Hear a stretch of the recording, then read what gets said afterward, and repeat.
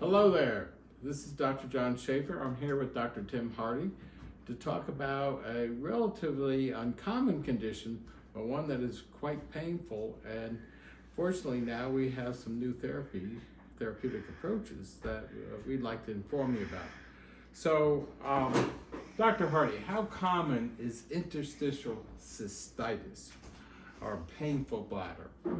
Well, interstitial cystitis, painful bladder syndrome is estimated to be about 1% of female population in America.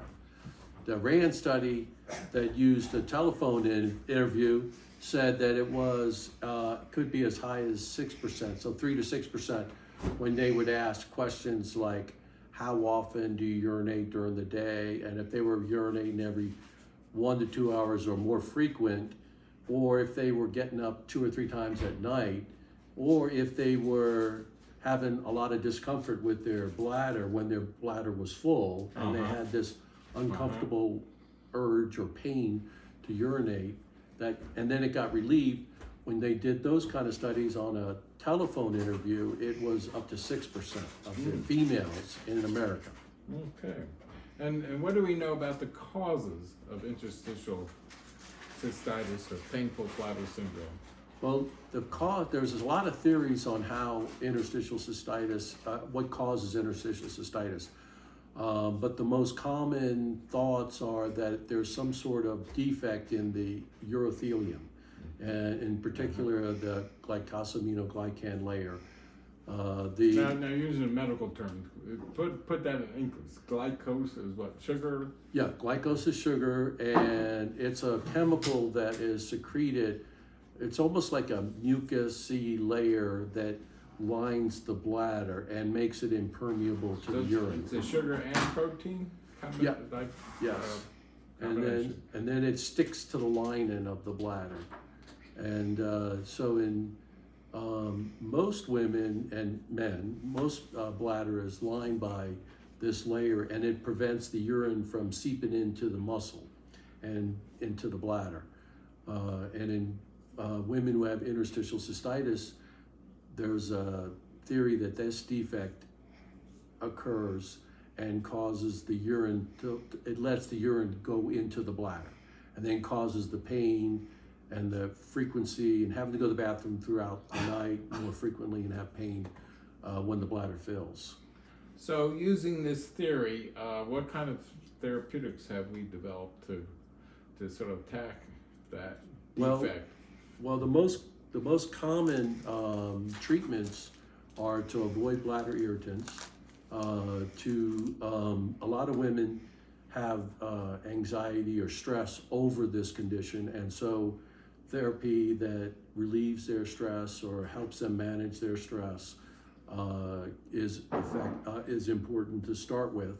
And then also avoiding the bladder irritants. And some of the bladder irritants would be like alcohol, tobacco. All the fun things. Yes, and caffeine. Caffeine, oh no. Citrus and spicy foods.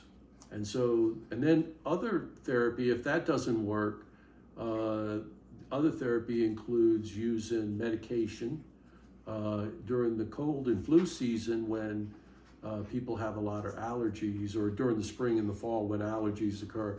A lot of people have high levels of histamine in there, and that can cause worsening of their bladder condition. So something as simple as Benadryl or Atarax, which is an antihistamine. Another medication is Elavil, which is also, it can help soothe the bladder. It helps with anxiety and stress, and but it can also help alleviate a lot of the symptoms. So those are the medications. Now, if those fail, other therapies like physical therapy, which is trained physical therapists can help women learn to relax their bladder and their pelvic floor muscles. And so the pelvic floor muscles elevate the bladder, and if they're constantly tensed and they're contracted, that causes pain. What happens is that a physical therapist can massage the muscles and lengthen the muscles and help with the pain. If that fails, then, or if in conjunction with physical therapy, they can use intravesical therapy, which is... I use the term vesicle. That's another term for the bladder, right? Yes, yes. Okay, so So- putting something inside the bladder. Right, inside the bladder, we infuse a liquid that is sodium bicarbonate, which is just baking soda, lidocaine, which acts as a anesthetic, and it soothes the bladder, It's like Novocaine. Right, A lot of like people know Novocaine. and heparin. And heparin is a blood thinner, but it also coats the bladder wall and can help with the pain associated with interstitial cystitis and bladder pain syndrome. So is that standard therapy, or is that That's some other standard experiment? therapy. That is the progression. Then another therapy that we've developed at Atlantic Urogynecology is using using hydrodistension with PRP. Okay, you gotta put that down in English. So- Hydrodistension means you distend the bladder with water, I assume? Right. We use water or saline, and then we fill up the bladder. And they're under anesthesia, so that the bladder can relax, and they're not constantly feeling like they have to go to the bathroom. And so what happens is that it fills the bladder a lot, and it will expand the bladder a lot more than if they were awake. And then once we do that, we empty the bladder, and then we infuse platelet-rich plasma. Okay, so platelets, those are those little guys that plug like the Dutch boy that plug if you're bleeding, they plug the hole. Yes. And build a basis on which a clot can form, right? Right. All right, so. Well, a lot of people don't know that platelets also have in them a lot of growth factors, and they orchestrate the healing of the body. So And growth factors promote healing. yes, Yeah, and so okay. growth factors are released by the platelets, and they initiate the healing of the lining of the bladder, which is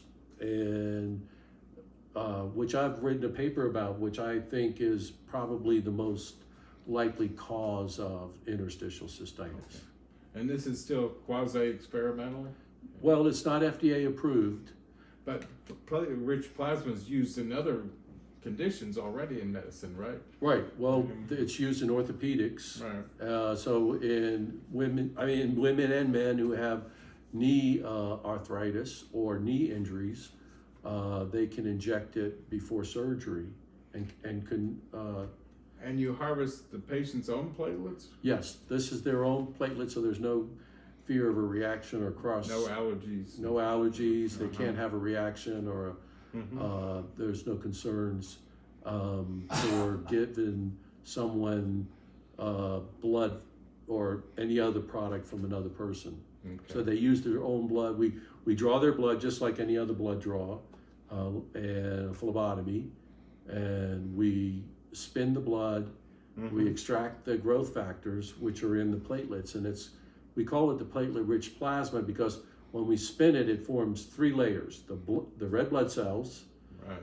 The top is the platelet poor plasma, so the liquid part of the blood, and that's discarded along with the red blood cells. But the middle layer is the platelet-rich plasma, or some people call it the Buffy coat.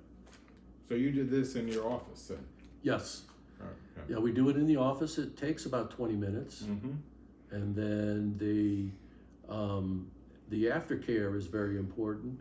They have to not, once they wake up, we instruct them not to urinate for 2 hours, which sometimes can be difficult, but all women have been able to do it.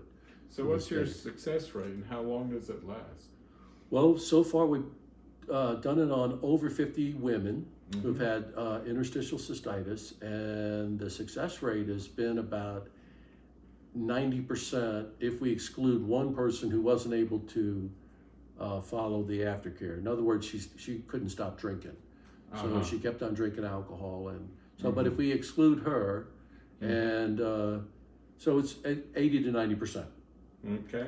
And these women, the biggest benefit is they don't have pain when their bladder fills. They go to the bathroom every like 3 to 4 hours during the day. They don't get up at night to urinate, so they can sleep through the whole night.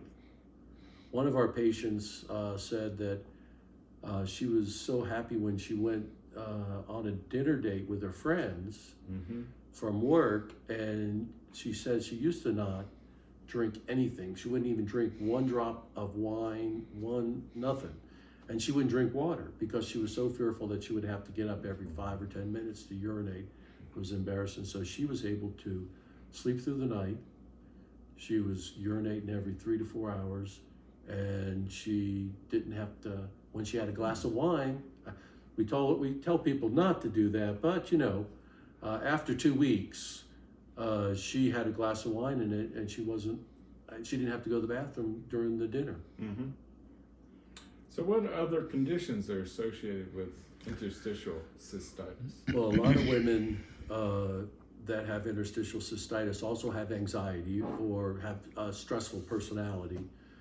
They have hard time relaxing.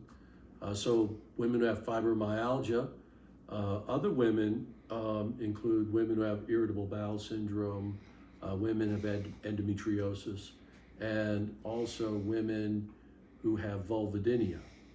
Oh, you got to explain that one for the population. Okay. Well, vulvodynia is a technical term for women who have pain when they have sex.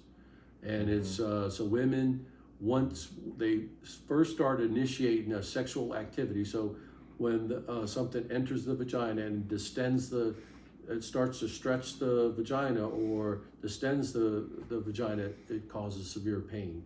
And then they can't have sex, and so they avoid sex, and which can be very difficult for a relationship.